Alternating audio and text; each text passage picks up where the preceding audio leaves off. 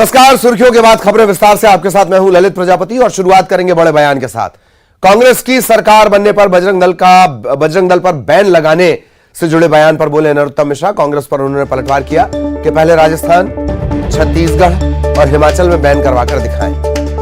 MP में प्रतिबंध लगाना तो दूर की बात है, कोई सोच भी नहीं सकता यहां बैन लगाने की। कमलनाथ पर निशाना साधा है। झूठ नाथ की तरह नेताओं से झूठ बुलवा रहे हैं कमलनाथ।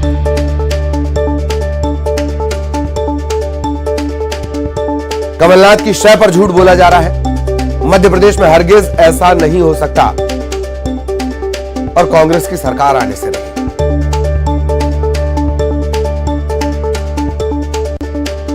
जी, बजरंग दल पर प्रतिबंध लगाने का आपके नेता बोल रहे हैं। हम तो आपको जब मीर माने जब राजस्थान, छत्तीसगढ़ और हिमाचल में लगवा दो। ये मध्य प्रदेश है कमलनाथ जी। भूरिया जी को बताएं, यहां प्रतिबंध लगाना तो बहुत दूर की बात है। कोई विचार भी नहीं कर सकता है मध्य प्रदेश में प्रतिबंध लगाने का। ये झूठ नाथ की तरह आप ये फिर लगातार झूठ बुलवा रहे हो अपने लोगों से और आपकी सह पे बोला जा रहा है झूठ। मध्य प्रदेश में हरगिज नहीं होगा ये सब। आपकी सरकार आना तो है ही नहीं। तो झूठ नाथ ये एक नया शब्द निकल कर आया है। इन सब के बीच सोशल मीडिया पर एक पर्चा भी तैयार रहा है जिसमें कहा गया कि कैबिनेट की बैठक में इस तरह की अनौपचारिक बातचीत हुई कि जैसे बंटाधार शब्द निकला था वैसे ही अब झूठ नाथ शब्द निकलेगा और इसका इस्तेमाल होगा। इससे पहले भी कमलनाथ पर तेज प्रहार नरोत्तम मिश्रा करते हैं, पर इस बार शब्द अलग है। सहयोगी अनुराग इस वक्त हमारे साथ जुड़े हुए हैं।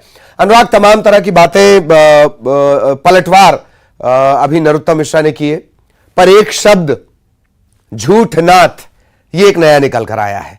इन सब के बीच सोशल मीडिया पर एक पर्चा भी तैर रहा है कि जिस तरह से बंटाधार शब्द का इस्तेमाल हुआ उसी तरह से झूठनाथ शब्द का भी इस्तेमाल किया जाएगा और सभी उस शब्द का इस्तेमाल करें।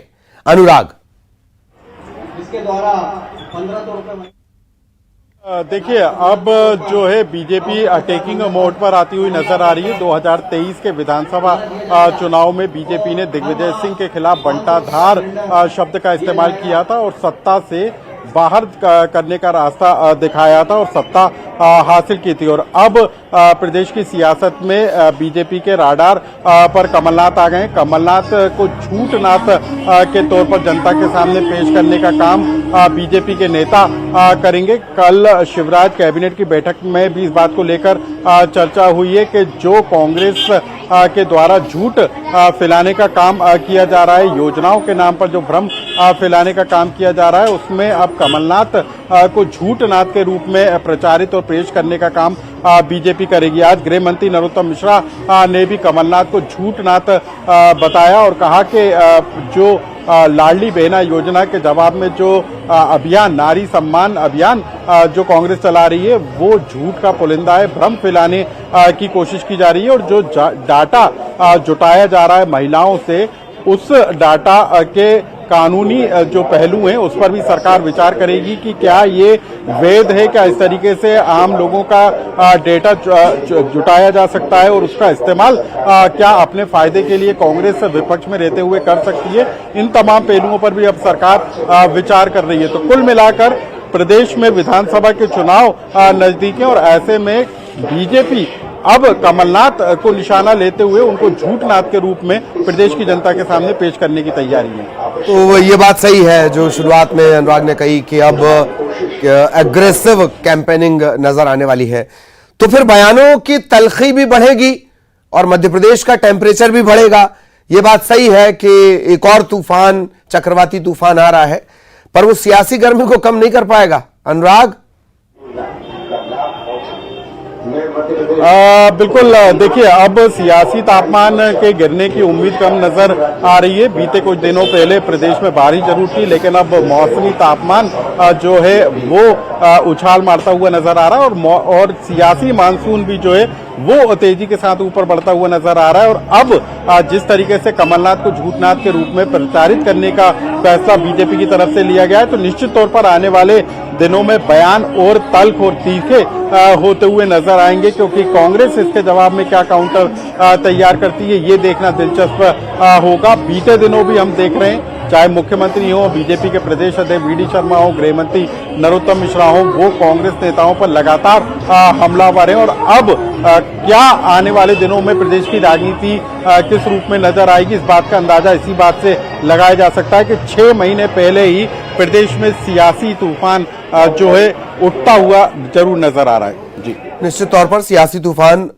उठता हुआ नजर आ रहा है। बहुत बहुत धन्यवाद अनुराग इस तमाम जानकारी के लिए। सहयोगी अनुराग विस्तार से जानकारी दे रहे थे।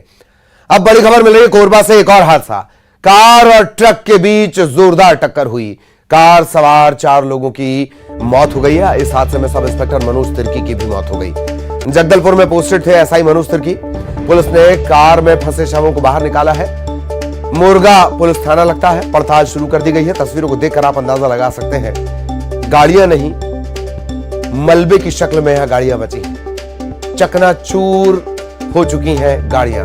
कार और ट्रक के बीच टक्कर, 4 लोगों की मौत, कार सवार 4 लोगों की मौत इसी में शामिल थे। मृतकों में शामिल है inspector Manoj, sub inspector Manoj Tirkey जो जगदलपुर में पोस्टेड थे।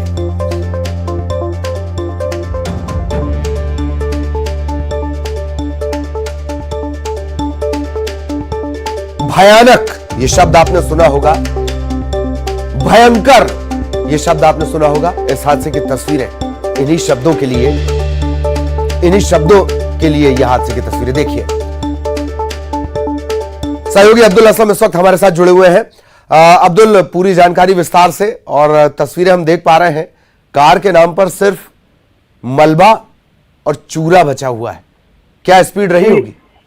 जी, आपको बता दूं कि तेज रफ्तार, ये जो कार और ट्रक दोनों तेज रफ्तार में बताए जा रहे हैं, जिसके कारण ये भिड़ंत हुआ। और इसमें जो अंबिकापुर निवासी जो है सब इंस्पेक्टर जो मनोज कुमार तिर्की जो है वो जगदलपुर जा रहे थे अपने परिवार को लेकर, और इस बीच मोरगा चौकी के पास मदनपुर बैरियर पड़ता है, वहाँ ये भिड़ंत हुई है। और यहाँ भिड़ंत के साथ ही जो कार में सवार सब इंस्पेक्टर है मनोज कुमार और उनकी पत्नी और 2 बच्चे जो थे कार में सवार, वो इस हादसे में खत्म हो गया। और जैसे ही मोरगा पुलिस को इसकी जानकारी लगी तो मौके पर पहुंचकर अब्दुल, ऐसा नजर आता है तस्वीरों को देखकर कि रॉन्ग साइड थी, ये जो कार थी ये रॉन्ग साइड थी, और स्पीड भी इसकी तकरीबन 120-140 के आसपास, जिस रफ्तार से चूरा हुई है।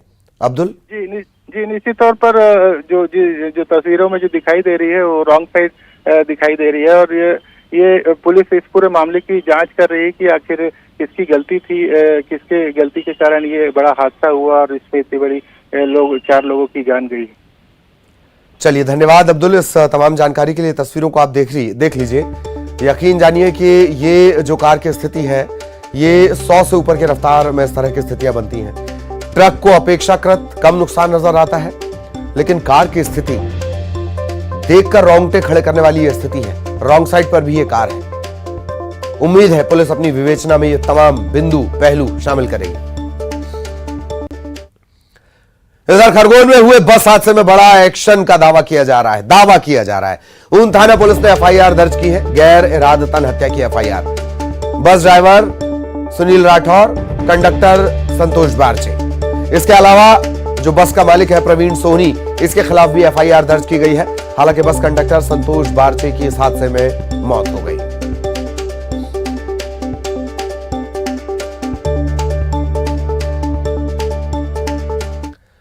इधर बड़वानी में एक पिकअप गाड़ी में आग लग गई और देखते ही देखते ये पूरी गाड़ी जलकर खाक हो गई। इंदौर से बड़वानी ये कार्टन बॉक्स लेकर जा रही थी गाड़ी।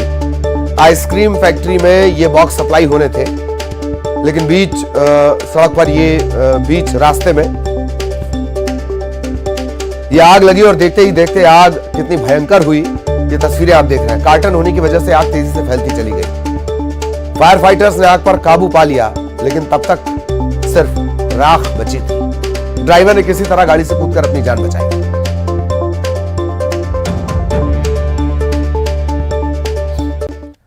खबर बिलासपुर से। बिलासपुर में बदमाशों के हौसले बुलंद हैं। घर के बाहर खड़ी गाड़ियों में तोड़फोड़ की गई है। तोड़फोड़ का वीडियो सामने आया है। 3 बदमाशों ने गाड़ियों में तोड़फोड़ की है। तारबहार थाना इलाके के विद्यानगर का यह पूरा मामला है। पुलिस इस पूरे मामले की पड़ताल कर रही है। सीसीटीवी ये कैमरे में भी इनकी हरकत कैद हुई है।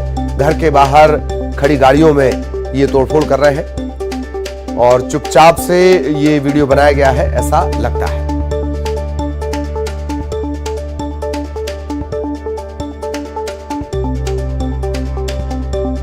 और अब खंडवा से जुड़ा बड़ा अपडेट आपको बताएं। मणिपुर में मध्य प्रदेश के 24 छात्रों के फंसने का मामला है और खंडवा के भी इसमें छात्र हैं। हालांकि खंडवा के 4 छात्रों समेत सभी 24 सुरक्षित हैं। गुवाहाटी से ये कोलकाता पहुंचे हैं। पहले दिल्ली रवाना होने का प्लान था लेकिन फिर बदल दिया गया और अब ये कोलकाता पहुंचे हैं। शाम को 5:45 पर ये इंदौर के लिए रवाना होंगे। 7:45 पर ये इंदौर एयरपोर्ट पहुंचेंगे।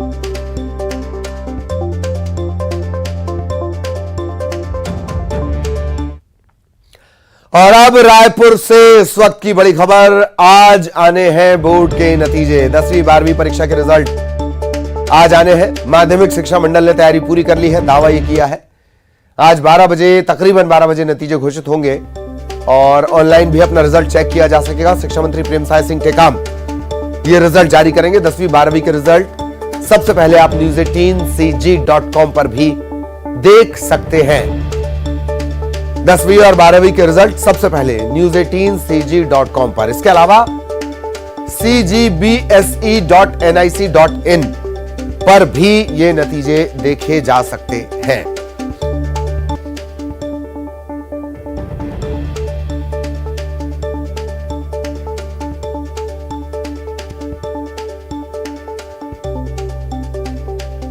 उज्जैन के सिद्धनाथ मंदिर के पास सिद्धवट घाट के पंडित पुजारी चोरों के आतंक से परेशान है। चोरों के निशाने पर पंडित और मंदिर का सामान है। बेखौफ चोरियां हो रही है। सीसीटीवी भी सामने आया है लेकिन एक के बाद एक चोरी की घटनाएं लगातार बढ़ती जा रही है। वहीं लोगों ने भैरवगढ़ पुलिस से इस मामले की कई बार शिकायत की लेकिन इनकी एफआईआर तक दर्ज नहीं की जा रही है। मेरी भी बेटी चोरी हुई उसमें 15। दमोह के हिंडोरिया थाना इलाके में बाइक सवार अधेड़ और 12 साल की एक बेटी हादसे का शिकार हो गए। रास्ते में जाते समय इनके ऊपर इमली का एक पेड़ की एक शाखा गिर गई, सूखी हुई थी और इनके सिर पर यह गिरी। जिला अस्पताल में डॉक्टर्स ने अधेड़ को मृत घोषित कर दिया और वहीं लड़की की हालत गंभीर है। इसे जबलपुर रेफर किया गया है।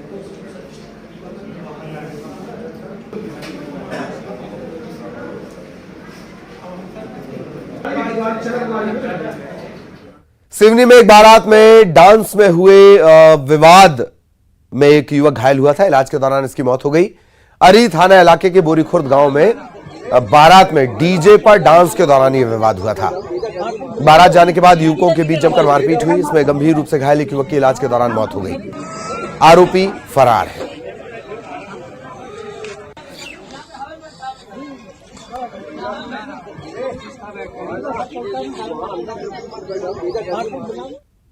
सूरजपुर से बड़ी खबर मिल रही है। कार और ट्रक में टक्कर हुई है। 4 लोगों की मौके पर मौत, 5 लोग गंभीर रूप से घायल। अंबिकापुर बनारस रोड पर यह हादसा हुआ है, यानी नेशनल हाईवे। भटगांव पुलिस मौके पर पहुंची हुई है। सूरजपुर से बड़ी खबर, कार और ट्रक की टक्कर, 4 लोगों की मौके पर मौत। इसी छत्तीसगढ़ में एक और हादसा, वहां भी 4 लोगों की मौत। और अब सूरजपुर में भी कार और ट्रक की टक्कर। हालांकि ये कार नहीं, ये 7 सीटर है, बड़ी गाड़ी है। 4 लोगों की मौके पर मौत हो गई, 5 लोग गंभीर रूप से घायल हैं। अंबिकापुर बनारस रोड पर यह हादसा हुआ है। भटगांव पुलिस इस मामले की पड़ताल कर रही है।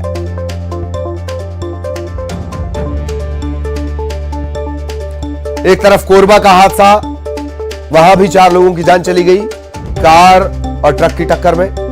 और एक तरफ सूरजपुर का यह मामला जो इस वक्त हम आपको दिखा रहे हैं। अंबिकापुर बनारस रूट पर यह हादसा हुआ है, 4 लोगों की जान चली गई।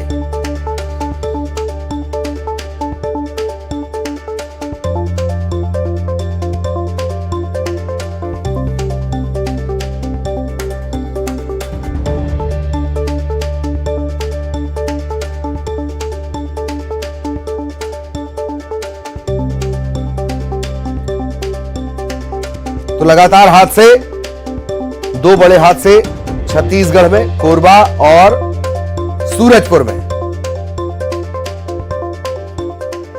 सहयोगी वरुण हमारे साथ जुड़े हुए हैं। वरुण, पूरी जानकारी विस्तार से। ललित, ये अंबिकापुर बनारस मार्ग के सोंगरा जंगल के पास की घटना है। बोलेरो वाहन आ रही थी जो वाडप नगर, बलरामपुर जिले के वाडप नगर के ये बोलेरो बताई जा रही है, और जंगल के पास में जो सड़क का निर्माणाधीन सड़क है, सड़क के किनारे मुरुम फैली हुई थी, जिसके कारण ट्रक और बोलेरो में जोरदार भिड़ंत हुई, जिसमें एक महिला समेत 4 की मौके पर मौत हो गई है। वहीं 5 लोगों गंभीर हालत में स्थानीय अस्पताल ले जाया गया, जिन्हें अभी फिलहाल जो ताजा अपडेट है कि उन्हें अंबिकापुर के लिए रेफर किया जा रहा है। भड़गांव पुलिस फिलहाल मौके पर पहुंची हुई है और पूरे पतासाजी में जुटी हुई है। जी ललित, के लिए धन्यवाद वरुण, आपका इस तमाम जानकारी के लिए। दमोह से बड़ी खबर, कुपोषण से बच्ची की मौत। 18 महीने की बच्ची की जिला अस्पताल में इलाज के दौरान मौत हो गई। तेंदुखेड़ा विकासखंड के घुटरिया से इलाज के लिए परिजन इसे लेकर आए थे। कलेक्टर ने बयान दिया, जांच के बाद कार्रवाई होगी। इतना तेजी से देश का विकास हो रहा है, विश्वगुरु बनने के आउटर पर खड़े हुए देश में दमोह से यह खबर, 18 महीने की बच्ची की कुपोषण के चलते मौत हो गई। अस्पताल में इलाज के दौरान इसने दम तोड़ दिया। तेंदुखेड़ा विकासखंड के घुटरिया का यह पूरा मामला है। कलेक्टर कह रहे हैं मामले की जांच करेंगे। आशीष जैन हमारे साथ जुड़े हुए हैं। आशीष, पूरा घटनाक्रम, कुपोषण के चलते बच्ची की मौत, क्या सरकारी योजनाओं का लाभ इसे नहीं मिल पाया या और कोई सवाल भी खड़े होते हैं? निश्चित ही ललित जी, ये मामला जो सामने आया है दमोह जिले के तेंदुखेड़ा विकासखंड अंतर्गत घुटरिया का ये पूरा मामला है, जहां पर दुर्गा गौड़ नामक जो बालिका थी, उसकी उम्र करीब 18 माह बताई जा रही है, और इस बालिका की मौत हो गई है, और बताया जा रहा है कि कुपोषण के चलते इसकी मौत हुई है। बड़ा सवाल यही है कि जो आपने कहा कि कुपोषण से कैसे मौत हो गई, जबकि पूरा सरकारी तंत्र इसको लेकर के पूरा अलर्ट रहता है, मॉनिटरिंग होती है। जब हमने सवाल इस कलेक्टर से पूछा तो उनका कहना था कि बात आपकी सही है, लेकिन इस मामले की जांच की जाएगी, जो भी जिम्मेवार हैं और उनके खिलाफ कार्रवाई की जाएगी।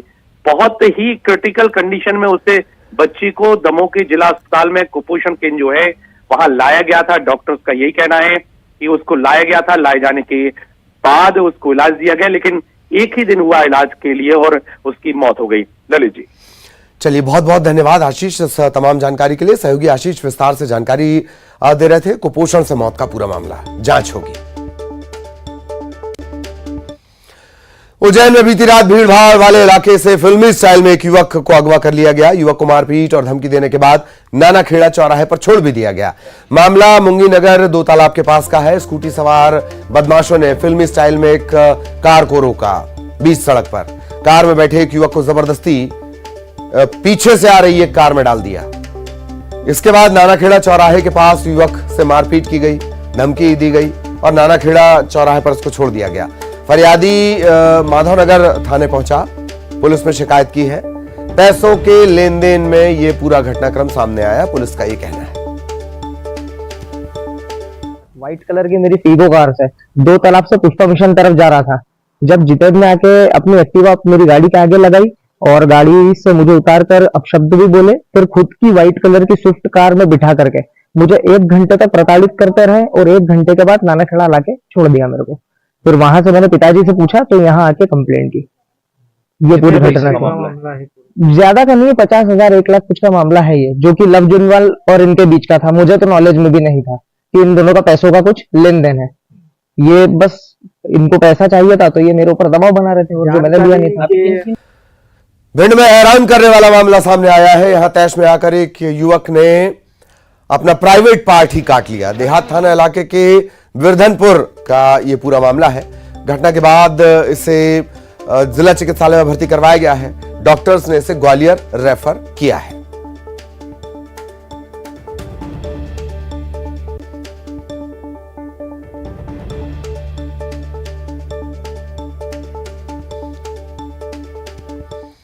और अब सीधे आपको राजस्थान से तस्वीरें दिखाते हैं। प्रधानमंत्री यहां पर पहुंचे हुए हैं और प्रसिद्ध ये मंदिर है, तैयार कह सकते हैं, और इसीलिए लोगों में एक अलग उत्साह है।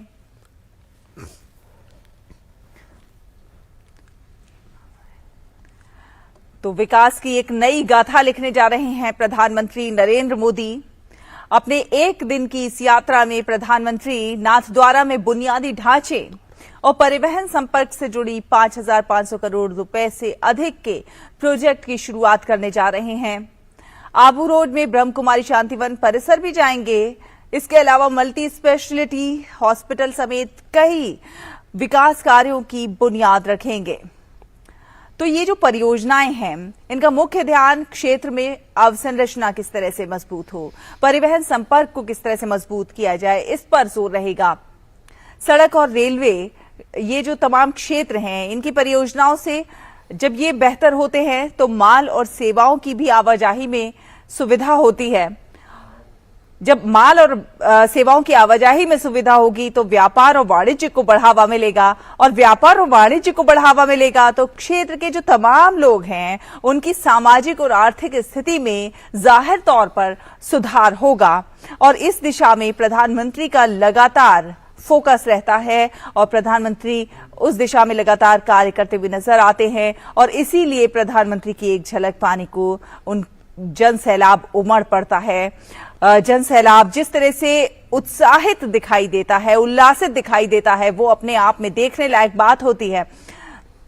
और आप देखिए किस तरह से पुष्प वर्षा कर रहे हैं लोग प्रधानमंत्री की गाड़ी पर, प्रधानमंत्री के काफिले पर, उनका अभिवादन कर रहे हैं, हाथ हिलाकर मोदी मोदी के नारे लगा रहे हैं, क्योंकि वो जानते हैं कि प्रधानमंत्री आए हैं तो कुछ ना कुछ देकर जरूर जाएंगे और देकर विकास की सौगात देकर जाएंगे, ताकि क्षेत्र का भला हो, क्षेत्र में विकास हो। क्षेत्र का विकास होगा तो जाहिर तौर पर लोगों का विकास होगा, लोगों का जो सामाजिक स्टेटस है उसमें बढ़ोतरी होगी, और जब सामाजिक स्टेटस में बढ़ोतरी होगी तो कहीं ना कहीं क्षेत्र में समृद्धि आएगी। और हर कोई चाहता है कि उसके क्षेत्र का विकास हो, और इसीलिए प्रधानमंत्री से आस लगाए रहते हैं बहुत सारे लोग, और प्रधानमंत्री की एक झलक पाने को इसीलिए आतुर नजर आते हैं। आप देखिए किस तरह से प्रधानमंत्री की झलक पाने को आतुर तमाम जन सैलाब पुष्प वर्षा कर प्रधानमंत्री के काफिले पर, और प्रधानमंत्री पूजा अर्चना के लिए नाथद्वारा, श्री नाथद्वारा मंदिर में पूजा अर्चना के लिए इस समय कई विकास परियोजनाओं का लोकार्पण और शिलान्यास करेंगे। इसके बाद तो इस समय प्रधानमंत्री राजस्थान के दौरे पर हैं और राजस्थान को तमाम सौगातें सौंपेंगे आज प्रधानमंत्री नरेंद्र मोदी अपने एक दिन के इस दौरे में। और इसके बाद प्रधानमंत्री नरेंद्र मोदी ब्रह्म कुमारी संस्थान के अंतर्राष्ट्रीय मुख्यालय शांतिवन आबू रोड भी जाएंगे। यहां विशाल डायमंड हॉल में सभा को संबोधित करेंगे, और साथ ही साथ संस्थान द्वारा 50 एकड़ में बनने वाले multi speciality hospital, senior citizen home के सेकेंड फेज और नर्सिंग कॉलेज के एक्सटेंशन के लिए भी शिलान्यास करेंगे।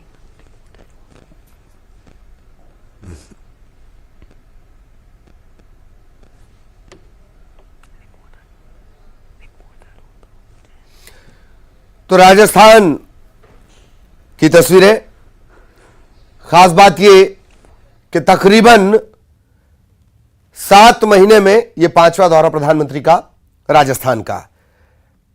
राजसमंद के नाथद्वारा वो पहुंचे हुए हैं, स्वागत उनका हो रहा है।